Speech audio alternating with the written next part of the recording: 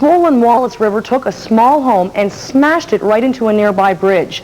Phonse Jessome visited the site today and shows us what can happen when nature takes a turn for the worse.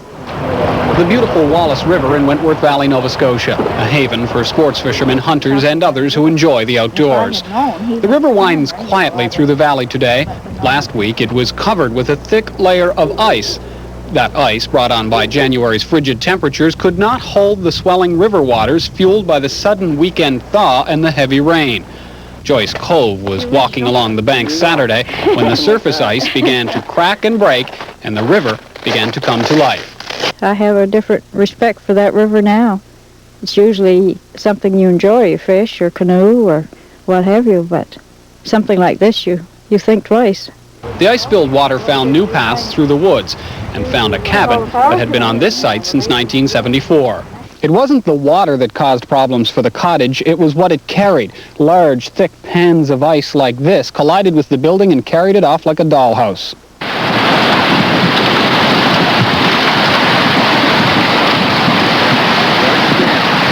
As neighbors watched, the cabin ended its 5-kilometer journey and shattered as it struck a bridge.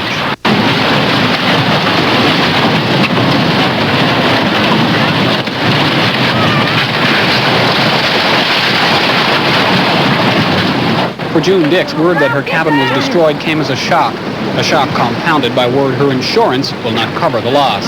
We had the camp and, assumed we've taken vandalism and fire and you don't think of flood. And now they tell us that this is an act of God and that our insurance doesn't cover flood. For June and Ed McElmen, the cabin represents 20 years of happy getaways. They feel it may be too late to start again.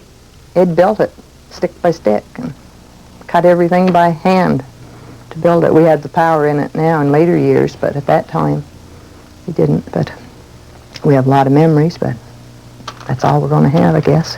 The cabin is now spread along the banks of the Wallace River, and June is hoping people may find some of her belongings still intact. In particular, she hopes someone will locate an old table that has great sentimental value. In Wentworth Valley, Phonse Jessome.